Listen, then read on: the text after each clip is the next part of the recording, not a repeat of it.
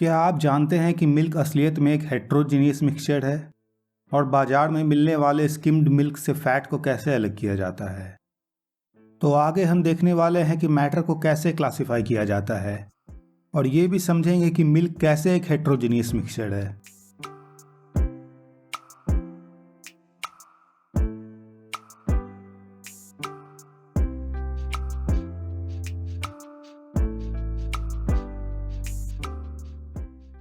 Matter को classify करने की बात आती है तो हम इसको दो हिस्सों में बांट सकते हैं, प्योर सब्सटेंस और मिक्सचर।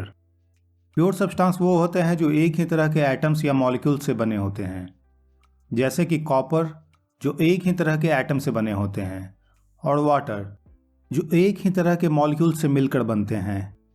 वहीं दूसरी तरफ मिक्सचर वो होते हैं जो दो या दो से ज़्यादा प्योर सब्सटेंसेस से मिलकर बनते हैं, जैसे कि वाटर और शुगर का मिक्सचर, नमक और चीनी का मिक्सचर।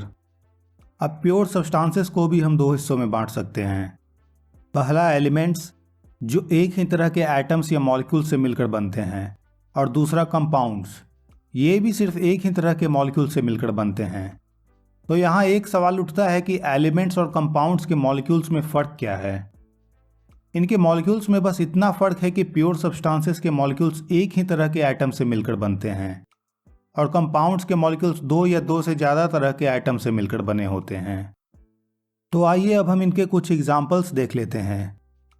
जैसा कि हमने पहले देखा था, कॉपर एक प्योर सब्सटेंस है जो एक ही तरह के एटम से बने होते हैं, और हाइड्रोजन गैस भी एक प्योर सब्सटेंस है जिनके मॉलिक्यूल्स बने होते हैं दो हाइड्रोजन एटम से मिलकर।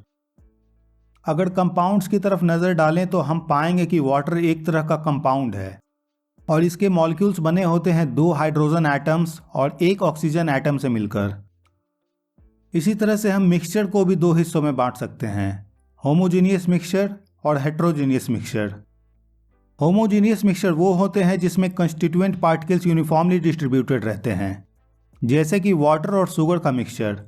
जब पानी को चीनी में घोला जाता है तो पूरा का पूरा पानी समान रूप से मीठा हो जाता है। पानी कहीं कम या ज़्यादा मीठा नहीं होता, क्योंकि शुगर के मॉलिक्यूल्स पानी में यूनिफॉर्मली डिस्ट्रीब्यूट हो जाते हैं। वहीं दूसरी तरफ है हेट्रोजीनियस मिक्सचर, जिसमें अलग अलग सब्सटेंसेस के पार्टिकल यूनिफॉर्मली डिस्ट्रीब्यूटेड नहीं होते हैं, जैसे कि नमक और चीनी का मिक्सचर। अगर हम नमक और चीनी को मिलाएं तो हो सकता है कि उस मिक्सचर में नमक और चीनी की मात्रा कहीं कम हो और कहीं ज़्यादा। अब हम चलते हैं वीडियो की शुरुआत में पूछे गए सवाल की तरफ कि कैसे दूध एक हेट्रोजीनियस मिक्सचर है।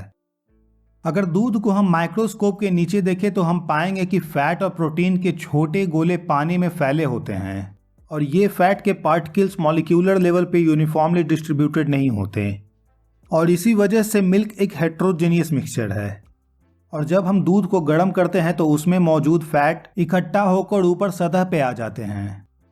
दूध से फैट को अलग करने का एक और तरीका है, जिसका इस्तेमाल बाजार में मिलने वाले स्किम्ड मिल्क से फैट को अलग करने के लिए होता है।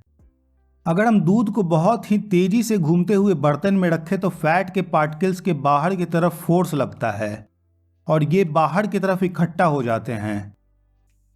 तो इस वीडियो में बस इतना ही। अगले वीडियो में हम मैटर के फिजिकल प्रॉपर्टीज़ के बारे में जानेंगे और ये भी समझेंगे कि उन फिजिकल प्रॉपर्टीज़ को मेज़र कैसे किया जाता है।